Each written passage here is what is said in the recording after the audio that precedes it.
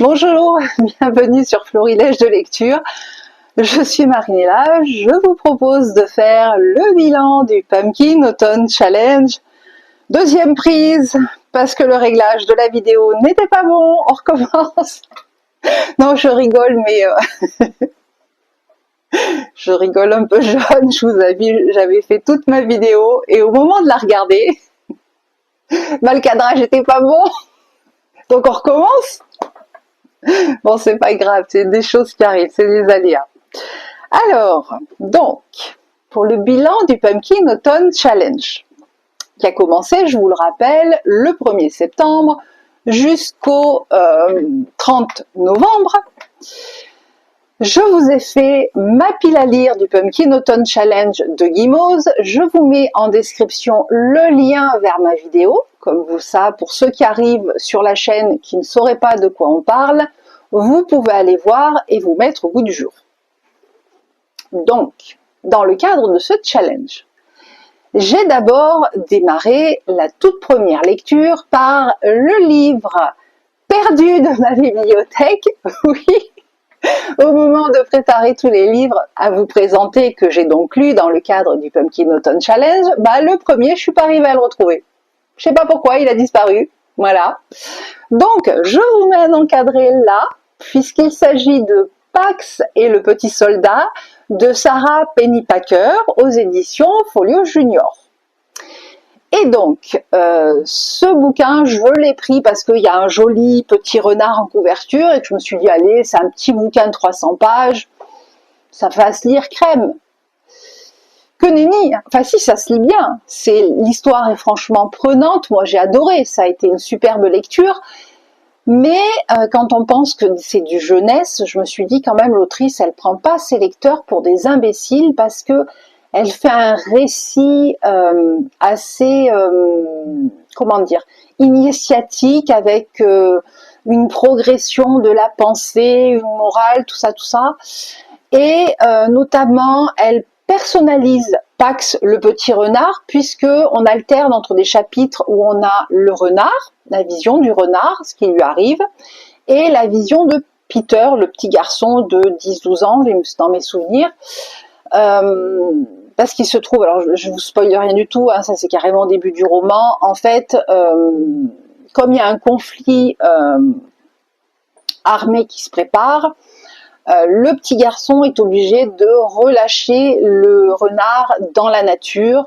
et il se trouve que ce petit garçon va avoir des remords et on va avoir donc le cheminement en alternance entre ce que vit le renard et ce que vit le petit garçon. Et waouh, mais quel récit! Moi franchement, je vous dis, j'ai adoré ma lecture. En plus, c'est le début d'une saga puisque j'ai vu qu'il existe un deuxième tome que très certainement, je vous avoue, il est fort possible et fort probable que je lise une prochaine fois, puisque moi, j'ai adoré ma lecture et je ne peux que vous la recommander. Voilà. Ensuite, toujours dans le cadre de ce challenge, j'ai lu un bouquin qui n'a strictement rien à voir, on part complètement dans autre chose, puisque j'ai lu Rouille de Floriane Soulas et ça a été la première lecture de cette autrice. C'est une découverte pour moi au niveau de la plume. Je suis partie dans complètement autre chose puisque c'est un roman, un thriller steampunk, qui est même classé en science-fiction. Là, on est, comment dire, on est dans une enquête à la Sherlock Holmes, mais au temps de Jack l'Inventeur. Sauf que bon, on n'est pas à Londres, on est à Paris, puisque vous voyez, il y a la Tour Eiffel.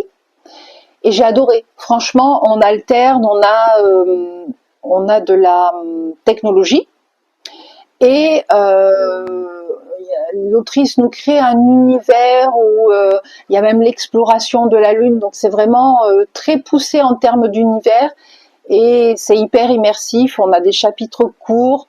Franchement, très belle découverte. Je pense que je relirai cette autrice parce que j'ai beaucoup aimé sa plume et j'ai adoré ma lecture.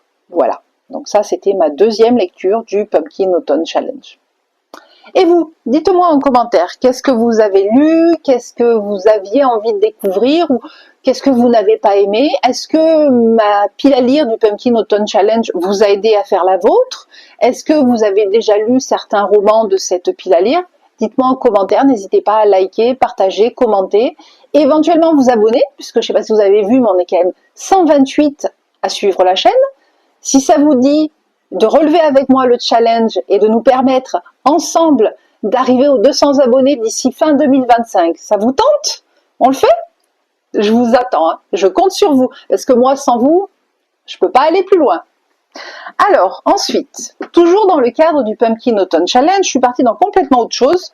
Je suis partie dans Maxime Chatham, avec le combat des mortels. Et waouh, ce livre, que vous dire, déjanté, tarabiscoté, tiré par les cheveux. Non, honnêtement, j'ai commencé ma lecture. Et alors, comment vous dire? J'ai commencé déjà, je commence chapitre 39. Je me suis dit, c'est une erreur d'impression, il y a un bug, il y a un souci, je savais pas trop. En fait, non, c'est l'auteur, il nous embarque dans un truc, what the fuck. Honnêtement, je me suis dit, ouais, mais dans quoi il nous emmène, franchement.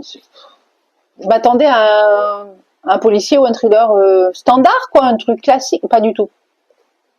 Pas du tout, mais j'ai adoré. Petit bouquin de 300 et quelques pages. Je vous en dirai pas plus parce que ça se découvre, c'est une pépite, franchement. Comme à chaque fois, hein. Moi c'est ce que j'aime chez Maxime Chatham, c'est que à chaque roman, il nous plonge dans un truc complètement différent auquel on ne s'attend pas du tout. Et puis là, moi j'ai été agréablement surprise. Je crois que dans ma vie, c'est la première fois que je lisais un bouquin comme ça. Je dirais qu'il est inclassable. Voilà, pour moi c'est le terme, inclassable. N'hésitez pas, vous allez voir, c'est tenter l'expérience, c'est un truc à faire, hein, honnêtement. Ensuite, alors après ce bouquin complètement déjanté, je suis revenue à quelque chose de plus soft. J'ai repris un jeunesse. J'ai lu Aurora de Hardy Washti aux éditions Ozu. Là, je me suis dit, bon, on part dans une expédition entre un bateau et une montgolfière, enfin un truc... Il m'a rappelé ce roman, un peu le roman, vous savez, la maison Chapelier.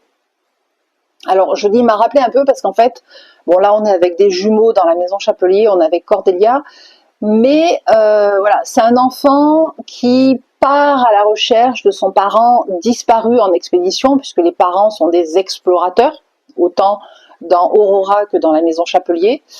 Alors par contre, ils partent en expédition dans les deux cas, mais pas pour les mêmes raisons. Bon, certes, pour retrouver leur géniteur, ça c'est sûr, mais là, disons que dans Aurora, les gamins, ils n'ont pas vraiment le choix d'y aller, puisque le papa, qui avait pris des dispositions pour qu'en cas de malheur, il y ait une assurance qui protège ses enfants, il se trouve qu'il y a des rumeurs de malversation lors de l'expédition, et que donc, de ce fait, l'assurance qui permettait de protéger les gamins est caduque. Et du coup, la tutrice désignée des enfants les revend comme des malpropres à une espèce de couple style les Thénardier, vous voyez. Et donc, ils se retrouvent dans les bas-fonds de la ville, enfin, dans une misère et exploités de façon assez horrible. Donc, ils n'ont pas trop le choix que de partir à l'aventure pour essayer de redorer un peu le blason de leur famille et de laver l'honneur de leurs parents, quoi. Là, on est passé par plein de choses, on suit plein de pérégrinations parce qu'il leur arrive moult aventures. J'ai beaucoup aimé ma lecture. Les chapitres s'enchaînent assez rapidement et on a envie de savoir ce qui va arriver et tout et tout. Et pareil, comme pour Pax et le petit soldat, je pense que Aurora est une saga que je vais suivre avec grand plaisir, puisque j'ai beaucoup aimé ma lecture. Ça a été une belle découverte. Et donc, jusque-là, les 4 livres ont été une très bonne expérience et un très bon début de challenge pour moi. Dites-moi en commentaire, hein, n'hésitez pas à me donner votre avis, à me dire vos ressentis, m'expliquer comment ça se passe pour vous, si vous êtes à fond dans le challenge, si les lectures que vous faites vous conviennent, ou si au contraire vous avez fait volte-face, on ne sait jamais. Moi, il y a eu des années où ça m'est arrivé, j'avais fait des piles à lire pour le Pumpkin Autumn Challenge, et puis en fait, j'ai complètement changé d'avis, j'avais lu d'autres trucs. Là, pour l'instant, je me tiens à peu près à ma pile à lire, et j'avoue que j'ai fait de très très belles découvertes, donc cette année, c'est plutôt très très positif. Alors ensuite, la lecture suivante. La lecture suivante, il s'agit de ma lecture actuelle et je suis partie dans toute autre chose. Je suis partie dans un contemporain.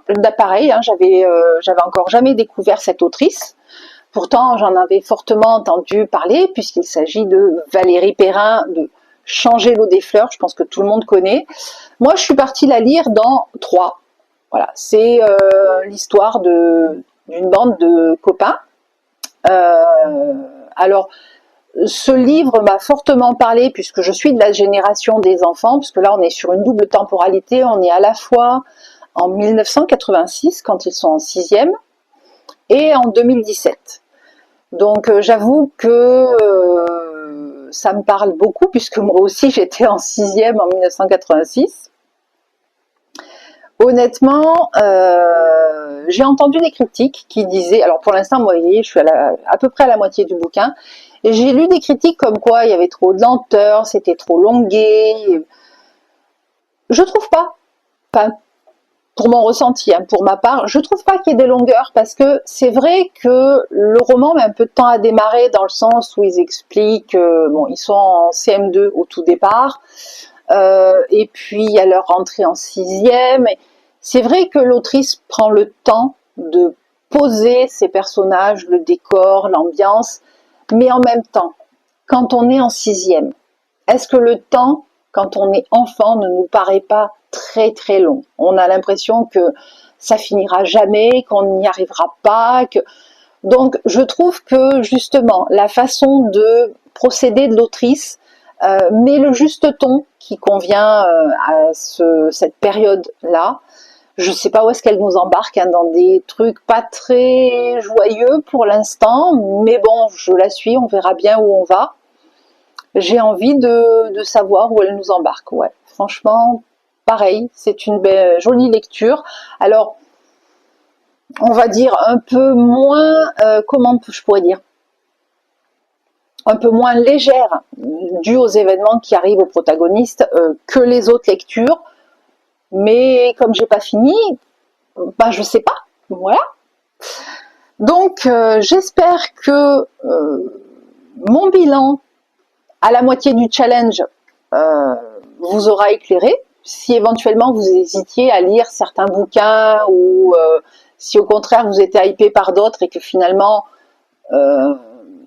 mon ressenti vous a un peu moins convaincu, ou un peu plus, sait-on jamais, mais bon, n'hésitez pas, hein, comme toujours, à partager, à commenter, à me dire en commentaire justement si vous, ça vous convient, vous avez lu aussi, vous avez apprécié.